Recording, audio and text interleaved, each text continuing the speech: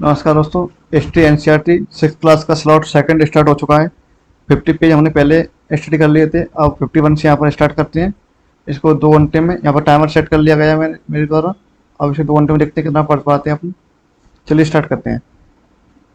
ये है page number 51। ठीक है, एनसीईआरटी सिक्स क्लास हिस्ट्री, जो कि मैंने ऑनलाइन डाउनलोड किया है इसको।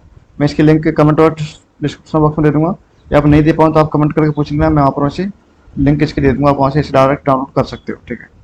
अन्यत्र का मतलब तो आप जानते होंगे, अन्य कहीं, यानी भारत से बाहर। तो इसमें भारत के ऊपर दिया गया एनसीईआरटी सिक्स क्लास में। अन्यत्र का मतलब इसकी संदर्भ में लेंगे तो यहाँ पर हो रहा है भारत के बाहर। ठीक है, यहाँ पर हो रहा है एटलस में चीन को देखो, लगभग 3500 साल पहले हम यहाँ की लेखन कला के सबसे पुराने उदाहरण पाते हैं। एटलस में चीन को देखो, लगभग 3500 साल पहले हम यहाँ की लेखन कला के सबसे पुराने उदाहरण पाते हैं। यह जानवरों की हड्डियों पर लिखा गया था कि इन्हें भविष्यवाणी करने वाली हड्डियां कहा जाता है, क्योंकि यह मानता थी कि वे भविष्य बताते हैं। राजा लोग लिपिकारों से इन हड्डियों पर सवाल लिखवाते थे, क्या वे युद्ध जीतेंगे। इस चीन के बारे में कुछ थोड़ी सी इन्फॉर्मेशन दी जा रही है। इसकी थिकनेस थोड़ा कम कर लेते हैं यहाँ पर, बस। ठीक है, अब ऐसे होगा, इसको चेक करते हैं ढंग से कवर हो रहा है। यस, हो रहा है। ठीक है, यह हड्डियों पर कुछ लिखा जाता था, उसके बारे में कुछ इन्फॉर्मेशन दी जा रही है। ठीक है, क्या फसलें अच्छी होंगी, क्या उन्हें पुत्र होंगे, फिर इन हड्डियों को आग में डाल दिया जाता था। यानी एक तरह की भविष्यवाणी समझ लो, हड्डियों पर कुछ लिखकर उन्हें आग में डाल दिया जाता था, जहां इनमें गर्मी से चटक कर दरारें पड़ जाती थी। हड्डियों में भविष्य वक्ता इन दरारों को बड़ी ध्यान से देखकर भविष्यवाणी करने की कोशिश करते थे। जैसा शायद तुम भी सोच रहे होंगे, ये भविष्य वक्ता कभी कभी गलती भी करते थे। ठीक है, ये राजा शहरों में महल बनाकर रहते थे। उन्होंने बेशुमार दौलत इकट्ठी कर ली थी, जिनमें बड़े बड़े नक्काशी किए हुए कांसे के बर्तन शामिल थे। इनमें वे लोहे का इस्तेमाल करना नहीं जानते थे। ऋग्वेद के राजा और इन राजाओं के बीच कोई फर्क बताओ। क्या आपसे क्वेश्चन पूछ रही है एनसीईआरटी बुक। वैसे अपने मतलब का कोई है नहीं, तो इसे छोड़ो, इसे ही छोड़ो, कल्पना करने की जरूरत नहीं है, क्योंकि एनसीईआरटी सेक्स क्लास बेसिक है। इसको ज़्यादा ऐसा तो है नहीं इसमें डायरेक्ट क्वेश्चन पुट किए जाए, तो हमें एक लॉ ऑफ कनेक्टिविटी नियम के अंदर इसको पढ़ना है ओनली। ठीक है, तो ये वीडियो ब्लॉग का है, आप इसे ब्लॉग की तरह ले सकते हैं, स्टडी ब्लॉग। मेरे साथ 2 घंटे में हिस्ट्री कहाँ तक कवर करेंगे, आप इसे कवर कर लेना, आप भी पढ़ सकते हैं इस वीडियो के थ्रू। वेदों की रचना प्रारंभ लगभग 35 साल पहले। महापाषाणों के निर्माण की शुरुआत लगभग 3000 साल पहले। इनाम गांवों में कृषकों का निवास 3600 से 27 साल पहले। चरक लगभग 2000 साल पहले। आंसर राइटिंग के लिए ये बहुत इंपॉर्टेंट, मैं पार्टी आंसर राइटिंग के लिए इनका यूज करता हूँ। आज हम जो किताब पढ़ते हुए रेगुलर से कैसे बने जैसे क्वेश्चन लिख लिया, उसके ऊपर जो तुम्हारे थिंग्स हैं, विचार हैं, उनको वहाँ पर पुट कर दो, जो अपने यानी 100 वर्ड्स में या फिर 150 वर्ड्स में, जैसे आपको लिखना आता है टाइम लगाकर। 6 मिनट का, 5 मिनट का, जैसे टाइमर आपकी जैसे स्पीड हो उसके अकॉर्डिंग। और इन क्वेश्चनों को लिखने की प्रैक्टिस क्या करो, जिससे क्या है आपकी आंसर राइटिंग की प्रैक्टिस हो जाएगी अच्छी तरह से। पेज नंबर 52 कंप्लीट हो चुका है। चलो 53 पर चलते हैं। ठीक है, ये भी किसी मतलब का नहीं है। 53 भी, 54, हाँ 54 आ गए। ये है अध्याय 6, राज्य, राजा और एक प्राचीन गणराज्य। जैसा कि तुम्हें टाइटल से लग रहा है किसी एंशंट एज का कुछ दिया गया है इसमें, ये किसी मतलब का नहीं, इसे यहाँ से रिमूव कर दो। कुछ लोग शासक कैसे बने, यहाँ पर ये पूछा कुछ लोग शासक कैसे बने। लगभग 50 वर्षों से हम अपने शासकों का चुनाव मतदान के जरिए करते आ रहे हैं, लेकिन बहुत पहले लोग शासक कैसे बनते थे, हमने अध्याय 5 में ये पढ़ा कि कुछ राजा संभवतः जन यानी लोगों द्वारा चुने जाते थे, परंतु करीब 3000 साल पहले राजा बनने की इस प्रक्रिया में कुछ परिवर्तन दिखाई दिए। कुछ लोग बड़े बड़े यज्ञों का आयोजित कर राजा के रूप में प्रतिष्ठित हो गए। अश्वमेध यज्ञ एक ऐसा ही आयोजन था जिसमें एक घोड़े को राजा के लोगों की देखरेख में स्वतंत्र विचरण के लिए छोड़ दिया जाता था। इस घोड़े को किसी दूसरे राजा ने रोका तो उसे वह अश्वमेध यज्ञ करने वाले राजा से लड़ाई करनी पड़ती थी। अगर उन्होंने घोड़े को जाने दिया तो उसका मतलब यह होता था कि अश्वमेध यज्ञ करने वाला राजा उनसे ज़्यादा शक्तिशाली था। इसके बाद उन राजाओं को यज्ञ में आमंत्रित किया जाता था तथा यज्ञ विशिष्ट पुरोहितों द्वारा संपन्न किया जाता था। इसके लिए राजा उन्हें उपहारों से सम्मानित करता था। अश्वमेध यज्ञ करने वाले राजा को बहुत शक्तिशाली माना जाता था। यज्ञ में आमंत्रित सभी राजा उसके लिए उपहार लाते थे, जो कि अश्वमेध यज्ञ करता है उसके लिए। ठीक है, इन सभी आयोजनों में राजा का मुख्य स्थान होता था, उसे राज सिंहासन या बाघ की खाल के एक विशेष सिंहासन पर बैठाया जाता था। यह युद्ध क्षेत्र में राजा का सारथी ही उसका सहचर होता था। यज्ञ के अवसर पर वह राजा की विजय तथा अन्य गुणों का गान करता था। राजा के सगे संबंधी, खासकर रानी, उसकी रानियां तथा पुत्रों को भी कई कई छोटे छोटे अनुष्ठान करने होते थे। अन्य सारे आमंत्रित राजाओं का काम सिर्फ बैठकर यज्ञ की पूरी प्रक्रिया का देखना भर था। राजा के ऊपर पुरोहित पवित्र जल के छिड़काव के साथ साथ कई अनुष्ठान करता था। विश्व अथवा वैश्य जैसे सामान्य लोग उपहार लाते थे जिन्हें पुरोहित सूत्र मानते थे, उन्हें कई अनुष्ठानों में शामिल नहीं किया जाता था। यह यज्ञ में उपस्थित होने वालों की एक सूची बना पेशे के आधार पर कौन सा वर्ग कहाँ पर शामिल था, किसी मतलब का नहीं है। ये दी गई है यहाँ पर ऋग्वेद की वर्ण व्यवस्था, इसका थोड़ा अध्ययन कर लेते हैं। वैसे ये टॉपिक कंट्रोवर्शियल शायद हो सकता है, मेरे अकॉर्डिंग तो नहीं है। ऋग्वेद का ये जो वर्ण व्यवस्था थी वो कर्म के आधार पर थी, इसलिए कंट्रोवर्शियल इसे नहीं मानना चाहिए। वर्ण व्यवस्था ठीक है। इस समय उत्तर भारत में खासकर गंगा यमुना क्षेत्र में कई ग्रंथ रचे गए। ऋग्वेद के बाद रचे होने के कारण ये उत्तर वैदिक ग्रंथ कहे जाते हैं। इनके अंतर्गत सामवेद, यजुर्वेद, अथर्ववेद तथा अन्य ग्रंथ शामिल हैं। पुरोहितों द्वारा रचित इन ग्रंथों में विभिन्न प्रकार के अनुष्ठान और उनके संपादन की विधियां बताई गई हैं। उनमें सामाजिक नियमों के बारे में भी बताया गया है। उस समय समाज में कई समूह थे जिनमें पुरोहित, योद्धा, कृषक, पशुपालक, व्यापारी, शिल्पकार, श्रमिक, मछली पकड़ने वाले तथा जंगल में रहने वाले लोग शामिल थे। जहाँ कुछ पुरोहित तथा योद्धा व्यवसायी थे, वहीं कुछ कृषक और व्यापारी भी धनवान थे। दूसरी ओर पशुपालक, शिल्पकार, श्रमिक, मछली पकड़ने वाले शिकारी तथा भोजन संग्राहक निर्धन थे। पुरोहितों ने लोगों को चार वर्गों में विभाजित किया जिन्हें वर्ण कहते हैं। इनके अनुसार प्रत्येक वर्ण के अलग अलग कार्य निर्धारित थे। पहला वर्ण ब्राह्मणों का था, उनका काम वेदों का अध्ययन, अध्यापन और यज्ञ करना था, जिनके लिए उन्हें उपहार मिलता था। दूसरा स्थान शासकों का था, जिन्हें क्षत्रिय कहा जाता था, उनका काम युद्ध करना, लोगों की रक्षा करना। तीसरे स्थान पर वैश्य थे, इनमें कृषक, पशुपालक और व्यापारी आते थे। क्षत्रिय वैश्य दोनों ही को ही यज्ञ करने का अधिकार प्राप्त था। वर्णों में अंतिम स्थान शूद्रों का था। इनका काम अन्य तीन वर्णों की सेवा करना था। इनमें कोई धार्मिक अनुष्ठान करने का अधिकार नहीं था। प्राय औरतों को भी शूद्रों समान माना गया। महिलाओं तथा शूद्रों को वेदों के अध्ययन का अधिकार नहीं था। Page number 55 complete. 56 स्टार्ट। पुरोहितों के अनुसार सभी वर्णों का निर्धारण जन्म के आधार पर होता था। जो उत्तर वैदिक काल के बारे में बताया जा रहा है, क्योंकि ऋग्वैदिक काल में वर्णों का आधार क्रम के आधार पर होता था। उत्तर वैदिक काल में जो कि प्रक्रिया थी वो कुछ डाइवर्ट हो गई, और डाइवर्ट होने के बाद क्या हुआ, जन्म के आधार पर होने लगे। उदाहरण के तौर पर ब्राह्मण, माता पिता की संतान ब्राह्मण ही होती थी। बाद में कुछ लोगों को अशुद्ध माना गया। अशुद्ध वर्गों में कुछ शिल्पकार, शिकारी तथा भोजन संग्राहक शामिल थे। साथ ही इनमें वे लोग भी आते थे जो शवों को दफनाने या जलाने का काम करते थे। इन लोगों से संपर्क अपवित्र माना जाता था, यानी छुआछूत की व्यवस्था उत्तर वैदिक काल से स्टार्ट हो गई थी, ऐसा मानना है एनसीईआरटी हिस्ट्री का। कई लोगों ने ब्राह्मणों द्वारा बनाई गई इस वर्ण व्यवस्था स्वीकार नहीं किया। कुछ राजा स्वयं को पुरोहितों तो श्रेष्ठ मानते थे। कुछ लोग जन्म के आधार पर वर्ण निर्धारण सही नहीं समझते थे। इसके अतिरिक्त कुछ लोग व्यवसाय के आधार पर लोगों के बीच भेदभाव उचित नहीं समझते थे। जब कुछ लोग चाहते थे कि अनुष्ठान संपन्न करने का अधिकार सबका हो। कई लोगों ने छुआछूत की आलोचना की। इस उपमहाद्वीप के पूर्वोत्तर क्षेत्र जैसे कई इलाकों में सामाजिक आर्थिक असमानता बहुत कम थी। यहाँ पुरोहितों का प्रभाव भी बहुत सीमित था। लोगों ने वर्ण व्यवस्था का विरोध क्यों किया? ये हेडलाइन से इसका सबको पता है कि वर्ण व्यवस्था का विरोध इसलिए किया कि इंसान में किसी भी कार्य या जाति के ऊपर भेदभाव नहीं किया जाना चाहिए। चित्रित दूसरे पात्र। इस तरह के पात्रों में ज्यादातर थालियां और कटोरियां ही मिली हैं। ये पात्र बहुत ही पतली सतह के, सुंदर और चिकने हैं। शायद इसका प्रयोग खास मौकों पर महत्वपूर्ण लोगों को भोजन परोसने के लिए किया जाता है। इस पात्र के बारे में कुछ विशेषताएं यहाँ पर ऊपर दी गई हैं। ठीक है। जनपद यहाँ से शुरू होता है महाजनपद काल। पहले जनपद का अध्ययन करते हैं, उसके बाद महाजनपद। महायज्ञों को करने वाला राजा अब जन के राजा ना होकर जनपदों के राजा माने जाने लगे। जनपद का शाब्दिक अर्थ क्या होता है? जन के बसने की जगह होता है। कुछ महत्वपूर्ण जनपद मानचित्र 4 पृष्ठ संख्या 57 दिखाए गए हैं। पुरातत्व आर्कियोलॉजिस्ट ने इन जनपदों की कई बस्तियों की खुदाई की है।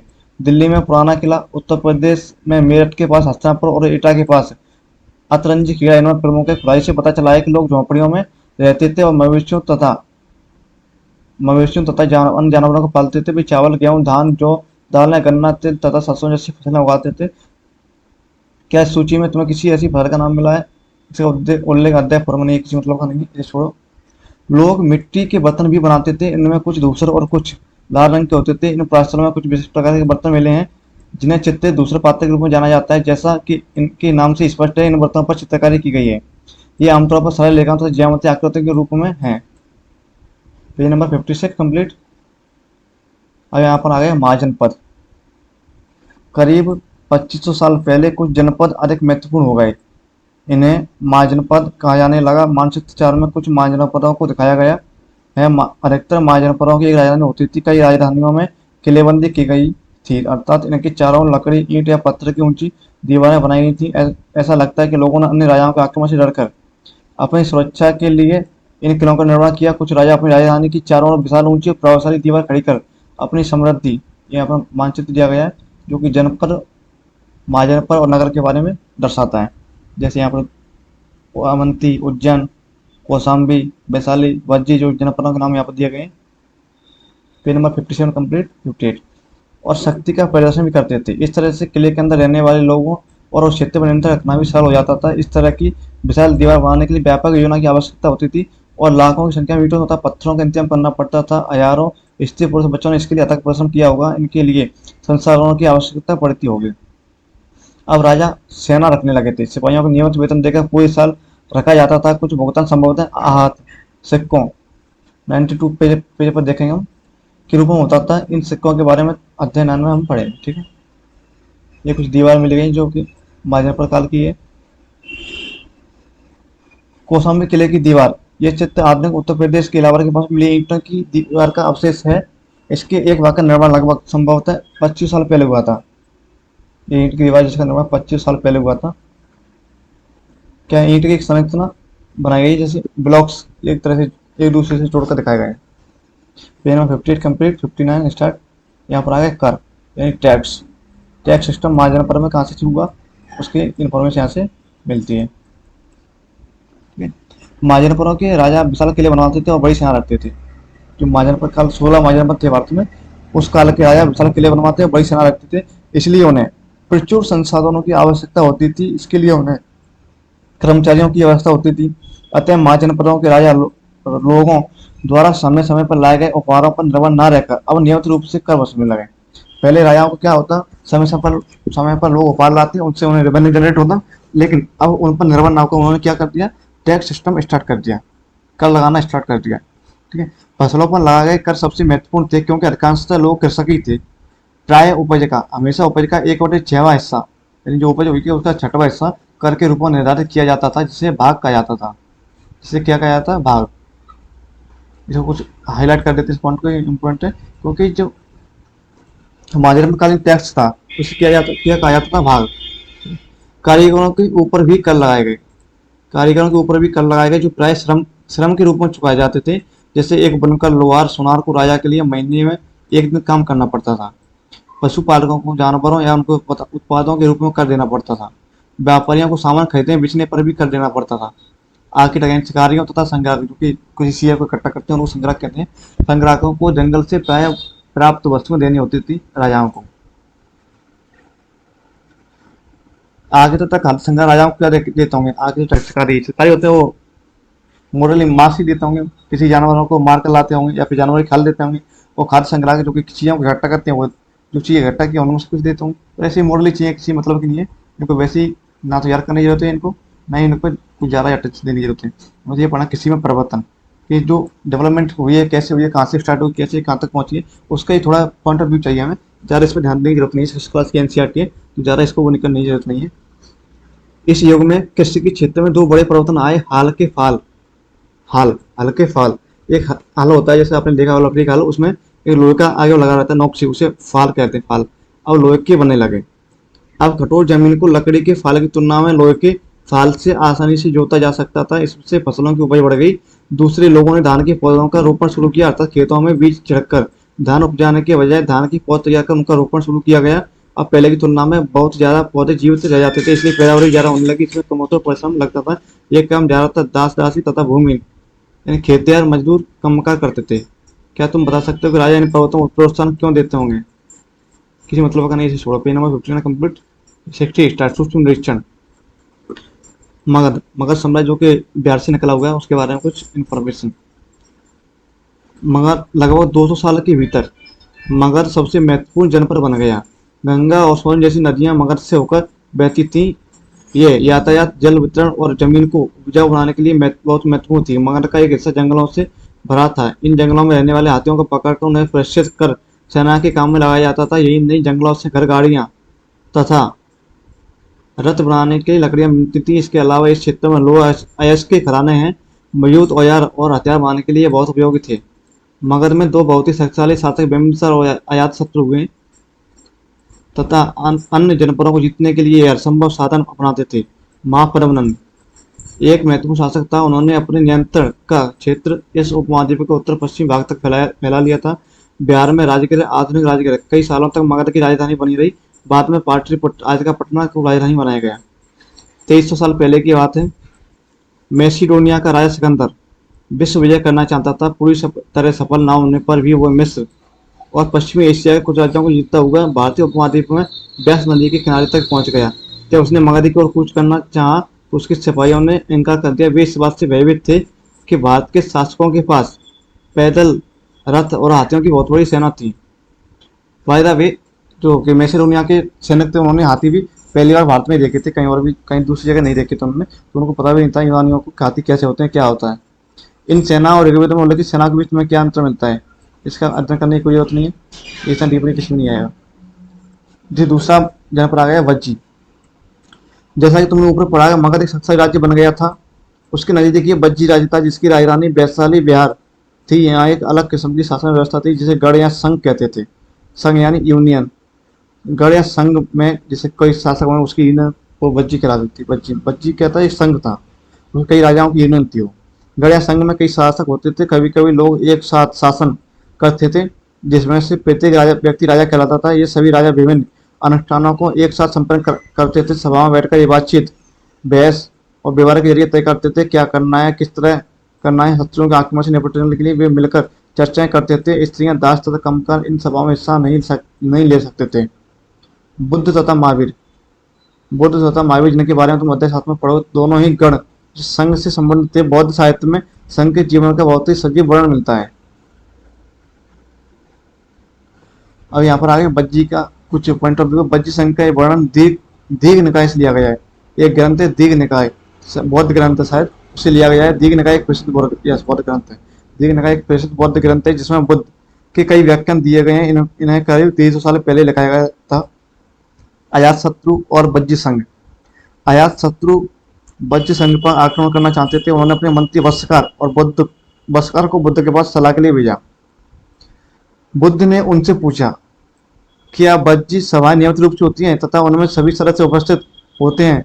जब उन्हें पता चला कि ऐसा होता है तो उन्होंने कहा बज्जीवासी तब तक उन्नति करते रहेंगे जब तक वे पूर्ण और नियमित सभाएं करते रहेंगे, आपस में मिलजुल कर काम करते रहेंगे, पारंपरिक नियमों का पालन करते रहेंगे, वर्णों का सम्मान और समर्थन उनकी बातों पर ध्यान देते रहेंगे। ये बुद्ध ने बज्जी संघ के लोगों से कहा तब तक तुम लोग यूनिट रहोगे, जब तक यूनिटी रहेगी तुम लोगों में तब तक कोई भी राजा कोई भी कुछ भी तुम्हारा कुछ नहीं बिगाड़ सकता।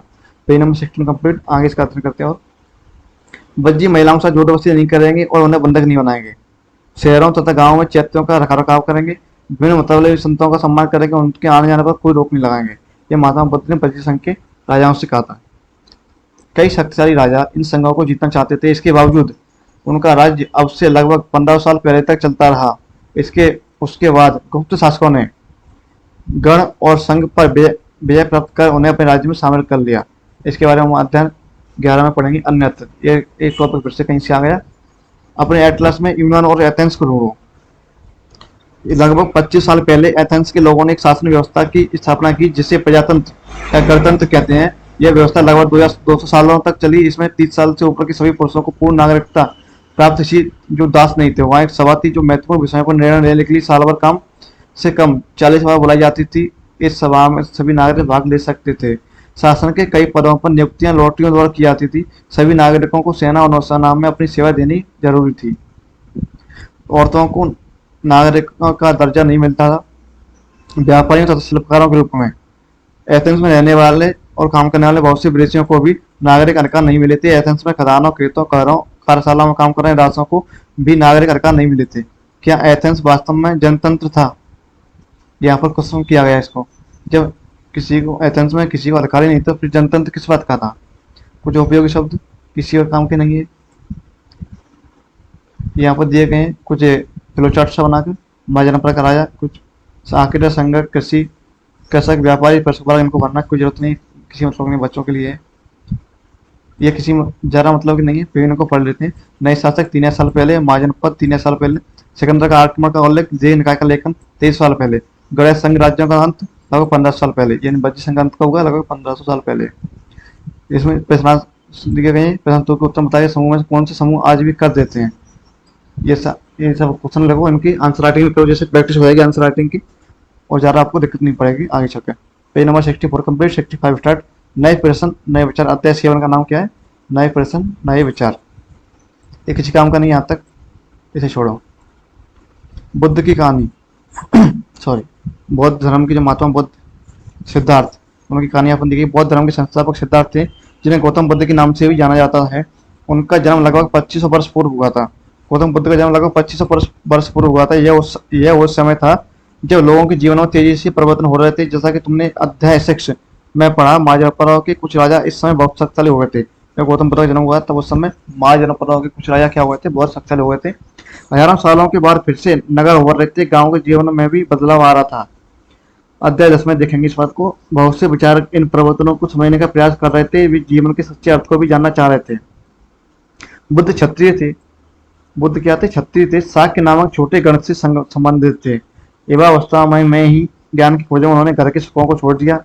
अनेक वर्षों तक वे विवरण करते रहे तथा उन्हें अन्य विचारों से मिलकर चर्चा करते रहे। अंततः ज्ञान प्राप्ति के लिए उन्होंने स्वयं ही रास्ता ढूंढने का निश्चय किया। इसके लिए उन्होंने बोध गया विहार में एक पीपल के नीचे कई दिनों तक तपस्या की। अंततः उन्हें ज्ञान प्राप्त हुआ। इसके बाद वे बुद्ध के रूप में जाने कहाँ गए, यहाँ से जाने गए, वे बुद्ध के रूप में जाने गए सॉरी, यहाँ से भी वाराणसी के निकट स्थित सारनाथ गए, जहाँ उन्होंने पहले उपदेश दिया। कुशीनगर में मृत्यु से पहले का शेष जीवन उन्हें पैदल एक स्थान से दूसरे स्थान की यात्रा करने और लोगों को शिक्षा देने में व्यतीत किया। Page number 65 complete. 66 start. Sarnath के स्तूप के बारे में कुछ थोड़ा सा सारांश यहाँ पर दिया गया है। ये सारनाथ का स्तूप है।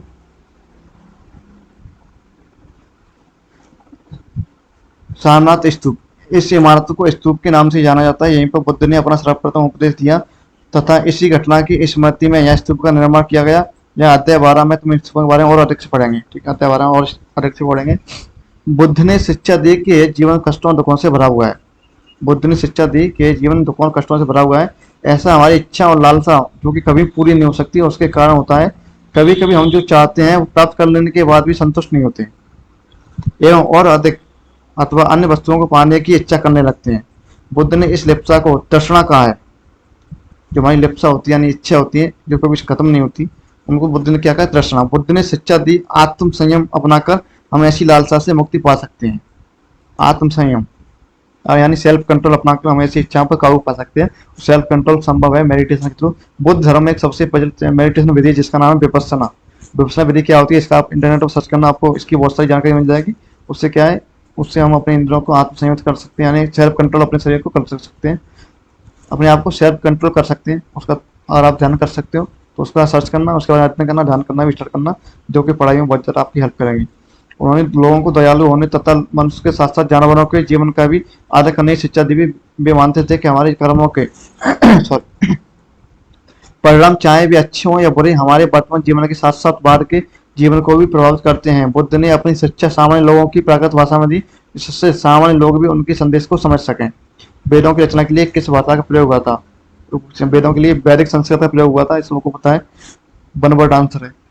बुद्ध ने कहा लोग किसी शिक्षा को केवल इसलिए नहीं स्वीकार करें कि ये उनका उपदेश है, बल्कि भी इसे अपने विवेक से मापें। आओ देखें उन्होंने ऐसा किस प्रकार किया। Page number 66 complete. 67 स्टार। ये कहानी है किसा गौतमी की। यह बुद्ध के विषय में प्रसिद्ध कहानी है। एक समय की बात है, किसा गौतमी नाम की एक स्त्री का पुत्र मर गया। आपने सुनी होगी सत्संग बीज लेने जाती है उसके बारे में, फिर इसको पढ़ लेते हैं। इस बार से बोलते हैं रुकी हुई अपने बच्चे गोद में लेकर नगर की सड़क पर घूम घूम कर लोगों से प्रार्थना करने लगी कोई उसके पुत्र को जीवित कर दे। भला व्यक्ति उसे बुद्ध के पास ले गया। बुद्ध ने मुझे कहा, मुझे मुट्ठी सत्संग बीज लाकर दो, मैं तुम्हारे पुत्र को जीवित कर दूंगा। किसा गौतमी बहुत प्रसन्न हुई। बहुत समय पर जैसे वो बीज लाने के लिए जाने लगी तभी बुद्ध ने उसे रोका, कहा ये बीज एक ऐसे घर से मांग कर लाओ जहाँ किसी की मृत्यु ना हुई हो। किसा गौतमी एक दरवाजे से दूसरे दरवाजे गई, लेकिन वो जहाँ भी गई उसने पाया कि हर घर में किसी न किसी के माता पिता, भाई बहन, पति पत्नी, बच्चे, चाचा चाची, दादा दादी या किसी न किसी स्वजन की मृत्यु हुई है। बुद्ध दुखी माँ को यह क्या सच्चा देने का प्रयास कर रहे थे? मेरे अकॉर्डिंग बुद्ध दुखी माँ को यह शिक्षा देने का प्रयास कर रहे थे कि ह्यूमन लाइफ इज मॉर्टल, यानी शरीर नश्वर है, इसको नष्ट होना ही यहाँ पर इस संदेश को देने का प्रयास किया गया था। उपनिषद क्या होते हैं, उपनिषद का थोड़ा अध्ययन कर लेते हैं। जिस समय बुद्ध उपदेश दे रहे थे उसी समय या उससे भी थोड़ा पहले दूसरे अन्य चिंतक भी कठिन प्रश्नों का उत्तर ढूंढने का प्रयास कर रहे थे। उनमें से कुछ मृत्यु के बारे के जीवन के बारे में जानना चाहते थे, जबकि अन्य यज्ञों की उपयोगिता के बारे में जानने को उत्सुक थे। इसमें से अधिकांश चिंतकों का यह मानना था कि विश्व में कुछ तो ऐसा है जो कि स्थायी है और जो मृत्यु के बाद भी बचा रहता है। उन्होंने इसका वर्णन आत्मा तथा ब्रह्म अथवा सार्वभौम आत्मा के रूप में किया है। वे मानते थे कि अंततः आत्मा तथा ब्रह्म एक ही है। ऐसे कई विचारों का संकलन उपनिषदों में हुआ है। उपनिषद उत्तर वैदिक ग्रंथों का हिस्सा थे। उपनिषद का शाब्दिक अर्थ है गुरु के समीप बैठना। इन ग्रंथों में अध्यापक और विद्यार्थियों के बीच बातचीत का संकलन किया गया है। प्राय विचार सामान्य वार्तालाप के रूप में प्रस्तुत किए गए हैं। भारतीय दर्शन की 6 पद्धति षड दर्शन सदियों से भारत द्वारा सत्य की बौद्धिक खोज का प्रतिनिधित्व दर्शन की 6 शाखाओं ने किया। ये वैशेषिक न्याय, सांख्य योग, पूर्व मीमांसा और वेदांत या उत्तर मीमांसा के रूप नाम से जाने जाते हैं। दर्शन की इन 6 पद्धतियों की स्थापना क्रमशः केसी, कणाद, गौतम, कपिल, पतंजलि, जैमिनी और व्यास द्वारा की गई मानी जाती है, जो आज भी देश में बौद्धिक चर्चा को दिशा देते हैं। जर्मन मूल के ब्रिटिश भारतविद फ्रेडरिक मैक्सवेल के अनुसार, जर्मन मूल के ब्रिटिश भारतविद यानी जो कि मैक्सवेल है जर्मनी के हैं, लेकिन उन्होंने संस्कृत का अध्ययन किया है। इनके अनुसार 6 शाखाओं का विकास कई पीढ़ियों के दौरान व्यक्तिगत विचारकों के योगदान से हुआ। यद्यपि ये एक दूसरे से भिन्न दिखते हैं, तथापि सत्य की इनकी समझ में आधारभूत तालमेल दिखता है। Page number 67 complete, 68 start. ये वाली कहानी है जो कि बुद्धिमान भिखारी, ये छांदोग्य उपनिषद पर आधारित है। इसका भी थोड़ा और भी देखते हैं। ये वार्तालाप छांदोग्य उपनिषद नामक प्रसिद्ध उपनिषद की कहानी पर आधारित है। शौनक व आवे प्रताड़ित नामक 2 ऋषि सार्वभौम आत्मा की उपासना करते थे। एक बार जो ही वे भोजन करने के लिए बैठे, एक भिखारी आया और भोजन मांगने लगा। शौनक ने कहा, हम तुम्हें कुछ नहीं दे सकते। भिखारी ने पूछा, विद्वान आप किसकी उपासना करते हैं? आवे प्रताड़ित ने उत्तर दिया, सार्वभौम आत्मा के। भिखारी ने कहा, ओ इसका मतलब आप ये जानते हैं कि सार्वभौम आत्मा संपूर्ण विश्व में विद्यमान है? ऋषियों ने कहा, हाँ हाँ हम ये जानते हैं। भिखारी ने फिर पूछा, अगर ये सार्वभौम आत्मा संपूर्ण विश्व में विद्यमान है तो ये मेरे अंदर भी विद्यमान है। मैं कौन हूँ? इस विश्व का एक भाग ही तो हूँ। तुम सत्य बोलते हो, ये वह ब्राह्मण। इसलिए हे ऋषियों, मुझे भोजन न देकर आप उस सार्वभौम आत्मा को भोजन देने से मना कर रहे हैं। भिखारी की इस बात की सच्चाई जानकर ऋषियों ने उसे भोजन दे दिया। भिखारी ने भोजन पाने के लिए ऋषियों को किससे अपनाया मनाया? एक क्वेश्चन है, इसका आंसर यही है, भिखारी ने भोजन पाने के लिए ऋषियों को उनका सार्वभौमिक तत्व से जो क्या कहते हैं सामना कराया। इन चर्चाओं में भाग लेने वाले अधिकांशतः पुरुष ब्राह्मण तथा राजा होते थे। कभी कभी गार्गी जैसे स्त्री विचारकों का भी उल्लेख मिलता है। विद्वता के लिए प्रसिद्ध गार्गी दरबारों में होने वाले वाद विवाद में भाग लिया करती थी। निर्धन व्यक्ति इस तरह के वाद विवाद में बहुत कम ही हिस्सा लेते थे। इस तरह के प्रसिद्ध अपवाद सत्यकाम जवाल का है, जो कि एक भिखारी माना जाता था। उनको मतलब एक गरीब थे, सत्यकाम जावाल नाम उसकी दासी माँ के नाम पर पड़ा। सत्यकाम के मन में सत्य जानने की तीव्र जिज्ञासा उत्पन्न हुई। गौतम नामक ब्राह्मण ने उन्हें अपने विद्यार्थी के रूप में स्वीकार किया तथा वो अपने समय के सर्वाधिक प्रसिद्ध विचारकों में से एक बन गए। उपनिषदों में कई विचारों के विकास बाद में प्रसिद्ध विचारक शंकराचार्य के द्वारा किया गया, जिनके बारे में कक्षा 7 में पढ़ोगे, जो कि जिसका नाम है हमारे अतीत सेकंड। व्याकरणविद पाणिनि, इस युग में कुछ अन्य विद्वान भी खोज कर रहे थे। उन्हीं प्रसिद्ध विद्वानों में से एक पाणिनि ने संस्कृत भाषा के व्याकरण की रचना की। उन्होंने स्वर तथा व्यंजनों को विशेष क्रम में रखकर उनके आधार पर सूत्रों की रचना की। ये सूत्र बीजगणितीय सूत्रों से काफी मिलते जुलते प्रतीत होते हैं। इसका प्रयोग कर उन्होंने संस्कृत भाषा के प्रयोगों के नियम लघु सूत्र लगभग 3000 के रूप में लिखे। जैन धर्म, इसी युग में अर्थात लगभग 2500 वर्ष पूर्व जैन धर्म की 24वीं अंतिम तीर्थंकर महावीर वर्धमान महावीर ने अपने विचारों का प्रसार किया। यह बच्ची संघ के लिच्छवी कुल के एक क्षत्रिय राजकुमार थे। इस संघ के विषय में तो मैंने अध्याय 6 में पढ़ा है। 30 वर्ष की आयु में उन्होंने घर छोड़ दिया और जंगल में रहने लगे। 12 वर्ष तक उन्होंने कठिन व एकाकी जीवन व्यतीत किया। इसके बाद उन्हें ज्ञान प्राप्त हुआ। उनकी शिक्षा सरल थी। सत्य जानने की इच्छा रखने वाले प्रत्येक स्त्री या पुरुष को अपना घर छोड़ना चाहिए। उन्होंने अहिंसा के नियमों का कड़ाई से पालन करना चाहिए, अतः किसी भी जीव को ना तो कष्ट देना चाहिए और ना ही उसकी हत्या करना चाहिए। महावीर का कहना था कि सभी जीव जीना चाहते हैं, सभी के लिए जीवन प्रिय है। महावीर ने अपनी शिक्षा प्राकृत में दिया यही कारण है कि साधारण जन भी उनके तथा उनके अनुयायी की सच्चा समझ सके। देश के अलग अलग हिस्सों में प्राकृतिक के अलग अलग रूप प्रचलित हैं। प्रचलन के आधार की क्षेत्र के आधार पर ही उनके अलग नाम नाम थे। जैसे मगध में बोली जाने वाली भाषा मगधी प्राकृतिक कहलाती थी।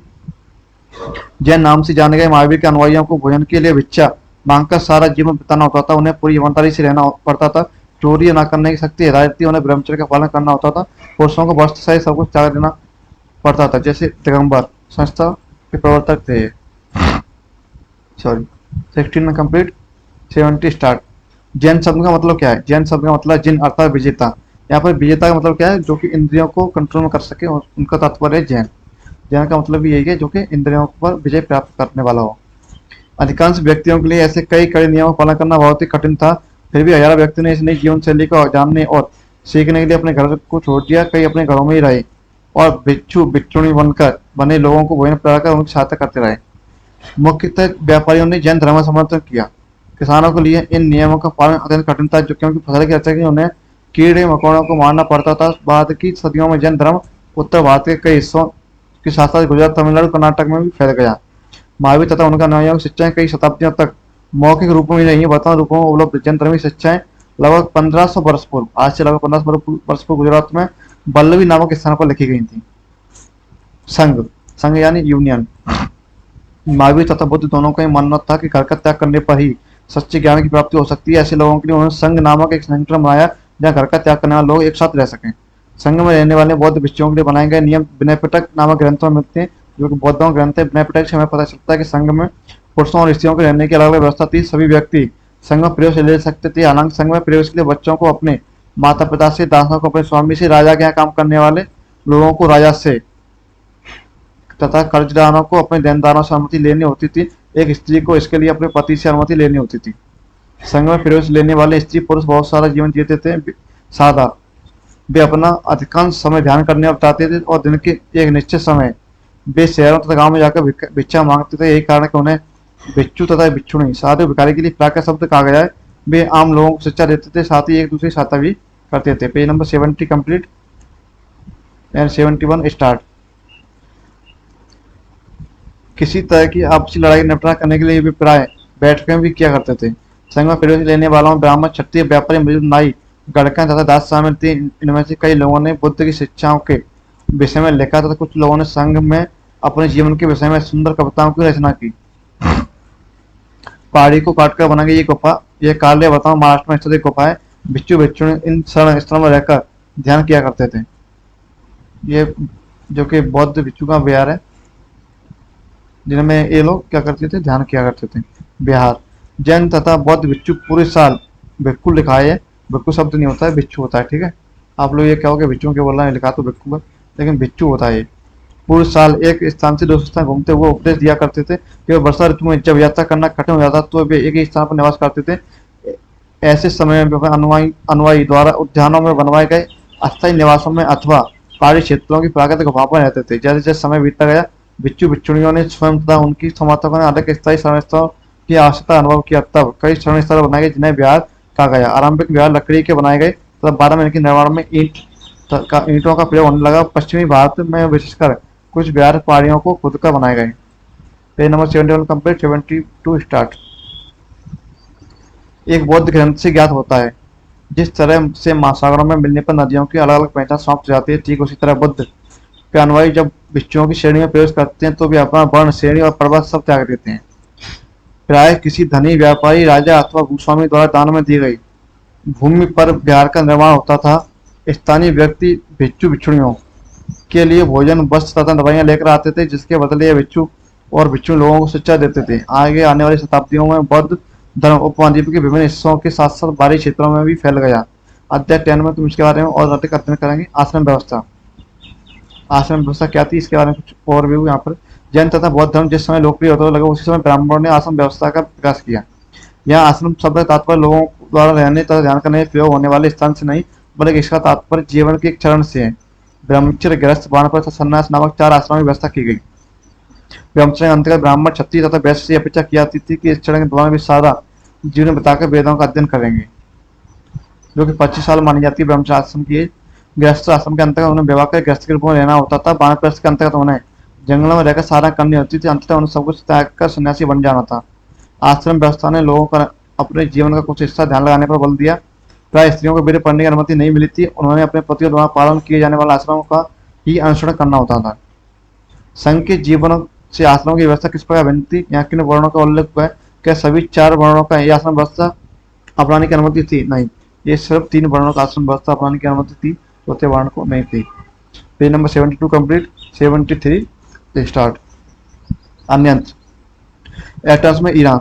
जरथुस्त्र एक ईरानी पैगंबर थे। जरथुस्त्र क्या थे? एक ईरानी पैगंबर थे। उनकी शिक्षाओं का संकलन जैनदा अवेस्ता नामक ग्रंथ में मिलता है। जैनदा अवेस्ता की भाषा तथा इसमें बड़े रीति रिवाज वेदों की भाषा रीति रिवाजों से काफी मिलते जुलते हैं। जरथुस्त्र मूल शिक्षा का सूत्र है सत्य विचार, सर्ववचन तथा सदकार्य। ये ईश्वर बल, सत्य, वेदांता एवं सर्वविचार प्रदान कीजिए जिनके जरिए हम शांति बना सकें। 1000 से अधिक वर्षों तक जरथुस्त्रवाद ईरान का एक प्रमुख धर्म रहा। बाद में कुछ जरथुस्त्रवादी ईरान से आकर गुजरात और महाराष्ट्र के तटीय नगरों में बस गए। वे लोग ही आज की पारसियों के पूर्वज हैं। यानी जो जरथुस्त्र धर्म था उनको पारसियों से जोड़कर देख सकते हैं, क्योंकि जो पारसी हैं वो आज की वंश है उनकी, जरथुस्त्र लोगों के।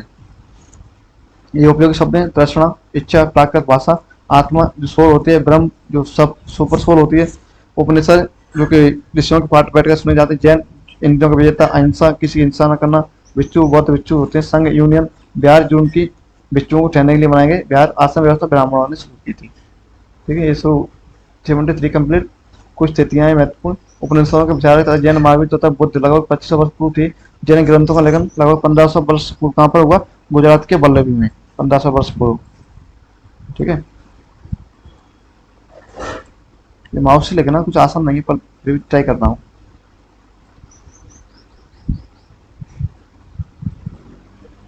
गुजरात के वल्लभियों में इन ग्रंथों को लिखा गया था 1500 साल पहले। ठीक है, पेज 74 कंप्लीट। 75 स्टार्ट। अशोक एक अनोखा सम्राट जिसने युद्ध का त्याग किया। ये मौर्य वंश का यहाँ से स्टार्ट होता है। किस काम करें इसको यहाँ से कट करो। एक बहुत बड़ा राज्य, एक साम्राज्य, अशोक के बारे में यहाँ पर दिया जा रहा है। हम जिन शेरों के चित्र रुपए पैसों पर देखते हैं, रुपयों पैसों पर देखते हैं, उनका एक लंबा इतिहास है। उन्हें पत्थरों से काट कर बनाया गया है और फिर उन्हें सारनाथ में एक विशाल स्तंभ पर स्थापित किया गया है। इस विषय में तुम अध्याय 7 में पढ़ा। ठीक है, इतिहास के महानतम राजाओं में से एक अशोक के निर्देश पर इसके जैसे कई स्तंभ और पत्थरों पर अभिलेख उत्कीर्ण किए गए। इसके पहले कि हमें जाना कि इन अभिलेखों में क्या लिखा है, ये समझने की कोशिश करें कि उनके राज्य को साम्राज्य क्यों कहा जाता है। अशोक जिस राज्य पर शासन करते थे उसकी स्थापना उनके दादा चंद्रगुप्त मौर्य ने लगभग 300 साल पहले की थी। चाणक्य या कौटिल्य नाम के एक बुद्धिमान व्यक्ति ने चंद्रगुप्त की सहायता की थी। चाणक्य के कई विचार हमें अर्थशास्त्र नामक की किताब में मिलते हैं। ठीक है, वंश क्या थी? मौर्य डायनेस्टी। जब एक ही परिवार कई सदस्य एक के बाद एक राजा बनते तो उन्हें एक ही वंश कहा जाता है। मौर्य वंश में 3 महत्वपूर्ण राजा हुए, चंद्रगुप्त, उसका बेटा बिंदुसार और बिंदुसार का पुत्र अशोक। 3 महत्वपूर्ण राजा हुए थे। साम्राज्य में बहुत से नगर थे। मानचित्र में काले बिंदुओं से दिखाया गया। ठीक है, इनमें साम्राज्य की राजधानी पाटलिपुत्र, उज्जैन और तक्षशिला जैसे नगर प्रमुख थे। तक्षशिला उत्तर पश्चिम और मध्य एशिया के लिए आने जाने का मार्ग था। दूसरी तरफ उज्जैन उत्तरी भारत से दक्षिणी भारत जाने वाले रास्ते में पड़ता था। सारे नगरों में व्यापारी, सरकारी अधिकारी और शिल्पकार रहा करते थे। साम्राज्य के बहुत बड़े क्षेत्रों में किसान और पशुपालकों के गांव बसे हुए थे। मध्य भारत जैसे इलाकों में ज्यादातर हिस्सा जंगलों से भरा हुआ था। वहां पर लोग फल फूल का संग्रहण और जानवरों का शिकार करके अपनी जीविका चलाते थे। साम्राज्य के अलग अलग इलाकों में लोग भिन्न भिन्न जगहों पर रहते थे। ठीक है, फिर इसका अध्ययन करते हैं। जिस जगह पर अशोक के शिलालेख मिले हैं उन्हें लाल बिंदुओं से दिखाया गया है। ये सारे इलाके साम्राज्य के भीतर थे। उन देशों के नाम बताओ जहाँ अशोक के अभिलेख मिले हैं। भारत के कौन से राज्य मौर्य साम्राज्य से बाहर थे? यहाँ पर इंडिया का मैप दिया गया है जिसमें जो कि रेड डॉट है, जिससे पता चल जाए साम्राज्य अभिलेखों की प्राप्ति स्थल। साम्राज्य का अभिलेख मिले उसकी प्राप्ति स्थल कहाँ पर है? ये रेड से लिखा है। जो ब्लैक में और क्या है वो है मौर्य काल में महत्वपूर्ण नगर, जैसे उज्जैन थे, पाटलिपुत्र, तक्षशिला जो कि मिर्जापुर से आने वालों के लिए था। उज्जैन जो कि व्यापार केंद्र था। उज्जैन मध्य प्रदेश में है। पाटलिपुत्र ये पटना में। तक्षशिला कहाँ पर है? ये पाकिस्तान में पहुंच गया है। ठीक है, पेज नंबर 76 कंप्लीट। 77 स्टार्ट। भाषाएं बोलते ये लोग भिन्न भिन्न भाषा बोलते थे। वे लोग शायद अलग अलग प्रकार के भोजन करते थे, यहाँ तक कि अलग अलग किस्म की पोशाक भी पहनते थे। राज्य साम्राज्य कैसे भिन्न है? क्योंकि साम्राज्य राज्यों से बड़े होते हैं, साम्राज्य राज्यों से बड़े होते हैं, उनकी रक्षा के लिए बड़ी बड़ी सेना की जरूरत होती है, इसलिए सम्राटों की राजाओं की तुलना में ज़्यादा संसाधनों को की जरूरत होती है। इसी कारण उन्हें बड़ी संख्या में कर इकट्ठा करने वाले अधिकारियों की जरूरत होती है।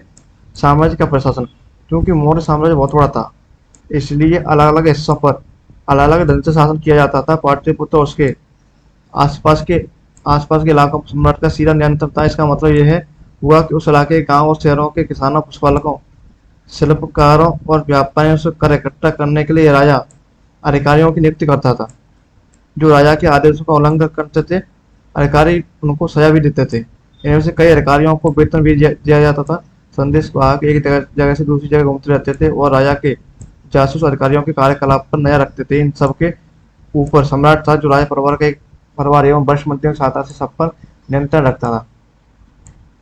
मौर्य साम्राज्य के भीतर कई छोटे क्षेत्र या प्रांत थे। इन पर तक्षशिला या उज्जैन जैसी प्रांतीय राजधानियों से शासन किया जाता था। कुछ हद तक पाटलिपुत्र से इन क्षेत्रों में नियंत्रण रखा जाता था और अक्सर राजकुमारों को वहां का राज्यपाल, गवर्नर बनाकर भेजा जाता था। लेकिन ऐसा लगता है कि इन जगहों पर स्थानीय परंपरा और नियमों को ही माना जाता था।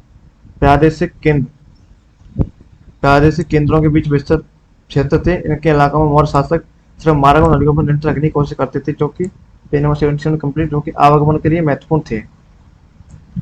यहाँ से उन्हें जो भी संसाधन कर और भेंट के रूप में मिलते थे, उससे इकट्ठा किया जाता था। उदाहरण के लिए अर्थशास्त्र में लिखा है कि उत्तर पश्चिम कंबल के लिए और दक्षिण भारत सोने और कीमती पत्थरों की प्रसिद्धता संभव है कि संसाधन नजराने के रूप में इकट्ठे किया जाते। नजराने जहाँ का नियमित ढंग से इकट्ठे किए जाते थे, वहीं नजराना अनियमित रूप से जब भी संभव हो इकट्ठा किया जाता था। ऐसे नजराने विभिन्न पदार्थों के रूप में प्राय ऐसे लोगों से लिए जाते थे जो स्वेच्छा से उचित रहते थे।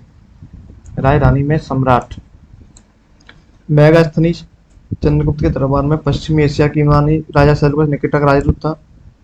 मेगास्थनीज ने जो कुछ देखा उसका विवरण दिया है। यहाँ हम उसका विवरण का अंश दे रहे हैं।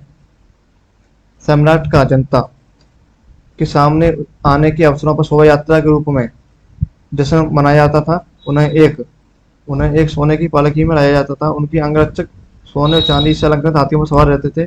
कुछ अंगरक्षक पेड़ों को लेकर चलते थे। इन पर प्रशिक्षित तोतों का एक झुंड रहता था, जो सम्राट के सिर के चारों तरफ चक्कर लगाता रहता है। राजा सामने हथियारबंद महिलाओं से घिरे होते हैं। वे हमेशा इस बात से डरे होते हैं कहीं उनकी हत्या करने की कोशिश ना करें। उनके खाना खाने के पहले खास नौ होकर उस खाने को चखते हैं। वे लगातार 2 रात एक ही कमरे में नहीं सोते थे। और पाटलिपुत्र आधुनिक पटना के बारे में मैगस्थनी ने क्या लिखा है? ये एक विशाल और खूबसूरत नगर है। एक विशाल प्राचीर से घिरा है। इसमें 570 बुर्ज और 64 द्वार हैं, जो 2 और 3 मंजिल वाले घर लकड़ी और कच्ची ईंटों से बने हैं। राजा का महल भी काठ से बना है, जिसे पत्थर की नक्काशी से अलंकृत किया गया है। चारों तरफ से उद्यानों चिड़ियों के लिए बने बसेरों से घिरा है। Page number 78 complete, 79 start. और अंत में जंगल में वाले इलाके आते थे। वहाँ रहने वाले लोग काफी हद तक स्वतंत्र थे। उनसे ये उम्मीद की जाती है कि वे मौर्य पदाधिकारियों को हाथी, लकड़ी और मधु और मोम जैसी लागत दें। अशोक एक अनोखा सम्राट। अशोक मौर्य वंश के सबसे प्रसिद्ध शासक थे। वो ऐसे पहले शासक थे जिन्होंने अभिलेखों और जनता तक अपना संदेश पहुंचाने की कोशिश की। अशोक की ज्यादातर अभिलेख प्राकृत भाषा ब्राह्मी लिपि में है। कलिंग युद्ध का वर्णन करता हुआ अशोक का अभिलेख। अपने एक अभिलेख में अशोक ने यह बात कही, राजा बनने के 8 साल बाद मैंने कलिंग विजय की। लगभग 1.5 लाख लोग बंदी बना लिए गए, 1 लाख से लोग ज्यादा मारे गए। इस पर मुझे अपार दुख हुआ। जब किसी स्वतंत्र देश को जीता जाता है तो लाखों लोग मरते हैं और बहुत सारे लोग बंदी बनाए जाते हैं। इसमें ब्राह्मण और श्रवण भी मारे जाते हैं। कुछ जो लोग अपने सगे संबंधी मित्रों को बहुत प्यार करते हैं तथा दासों और मृतकों के प्रति दयावान होते हैं, वे भी युद्ध में या तो मारे जाते हैं या अपने परिजनों को खो देते हैं। इसलिए मुझे पछतावा हो रहा है। मैंने धर्म पालन करने और दूसरों को इसकी शिक्षा देने का निश्चय किया है। मैं मानता हूँ कि धर्म के माध्यम से लोगों का दिल जीतना बलपूर्वक विजय पाने से ज़्यादा अच्छा है। मैं यह अभिलेख भविष्य के लिए एक संदेश के रूप में इसलिए उत्कीर्ण कर रहा हूँ कि मेरे बार मेरे बेटे और पोते भी युद्ध ना करें। इसके बदले उन्हें सोचना चाहिए कि धर्म को कैसे बढ़ाया जाए। धर्म कलंक की लड़ाई से युद्ध को लेकर अशोक के विचारों को कैसे पूरा होगा। धर्म संस्कार शब्द धर्म का प्राकृत रूप है। Page 71 complete, 79 complete, 78 80 start. Ashok का कलिंग युद्ध। उत्कृष्ट पॉलिश वाले पत्थर की मूर्ति को देखो। ये बिहार के रामपुरमा में एक मोरकालीन स्तंभ का एक हिस्सा एबीसी राष्ट्रपति भवन में रखा गया है। ये उस समय की मोरकालीन कला का एक नमूना है। ये मूर्ति मोरकालीन है। कलिंग, कलिंग कौन सा राज्य है? कलिंग तटवर्ती उड़ीसा की प्राचीन नाम है। उड़ीसा का प्राचीन नाम है। अशोक ने कलिंग को जीतने के लिए एक युद्ध लड़ा, लेकिन युद्ध जनित हिंसा और खून खराबा देखकर उन्होंने युद्ध से वितृष्णा हो गई। उन्होंने निर्णय लिया कि भविष्य में कभी युद्ध नहीं करेंगे। अशोक का धर्म क्या था? अशोक के धर्म में किसी देवी देवता की पूजा अथवा किसी कर्मकांड की आवश्यकता नहीं थी। उन्हें लगता था किसी पिता जैसे अपने बच्चों को अच्छी व्यवहारिक शिक्षा देता, वैसे ही उनका कर्तव्य है कि अपनी प्रजा को निर्देश में बुद्ध के उपदेशों से भी प्रेरित होकर थे। ऐसे कई समस्याएं जिनके लिए उनमें संवेदना थी। उनके साम्राज्य में अलग अलग धर्मों को मानने वाले लोग थे। इससे कई टकराव पैदा हो जाता था। जानवरों की बलि चढ़ाई जाती थी। दासों और नौकरों की ओर व्यवहार किया जाता था। उनके अलावा परिवार में पड़ोसियों के बीच लड़ाई झगड़े होते थे। अशोक ने महसूस किया कि इन समस्याओं का निदान उनका कर्तव्य है, इसलिए उन्होंने धर्म महामात्र नाम के अधिकारियों की नियुक्ति की, जो जगह जगह जाकर धर्म की शिक्षा देते थे। इसके अतिरिक्त अशोक ने अपने संदेशों कई स्थानों पर शिलाओं और स्तंभों में खुदवा दिया। अधिकारियों को यह निर्देश दिया गया कि वे राजा के संदेश को उन लोगों को पढ़कर सुनाए जो खुद नहीं पढ़ सकते थे। अशोक ने धर्म के विचारों को प्रसारित करने के लिए सीरिया, मिस्र, ग्रीक और श्रीलंका में भी राजदूत भेजे। फिर संख्या 84-85 पर दिया गया मानसिक शिक्षा में चेतना पहचानने के प्रयास किए। उन्होंने सड़कें बनवाई, कुएं खुदवाए, विश्राम गृह बनवाए। इसके अतिरिक्त उन्होंने मनुष्यों में जानवरों को भी चिकित्सा की व्यवस्था की। अशोक एक पहला ऐसा शासक था जिसने मनुष्यों साथ साथ जानवरों की भी चिकित्सा की व्यवस्था की। पेज नंबर 80 कंप्लीट हो चुका है। 81 अभी थोड़ी देर स्टार्ट कर देंगे। अभी लेते हैं 10 मिनट का ब्रेक, उसके बाद 81 स्टार्ट कर देंगे। यहाँ तक जो वीडियो अब बनी है उसको भी मैं अपलोड कर देता हूँ एक अलग पार्ट के रूप में। जो वीडियो पूरी होगी उसको भी एक पूरे पार्ट में अपलोड कर दूंगा, ठीक है।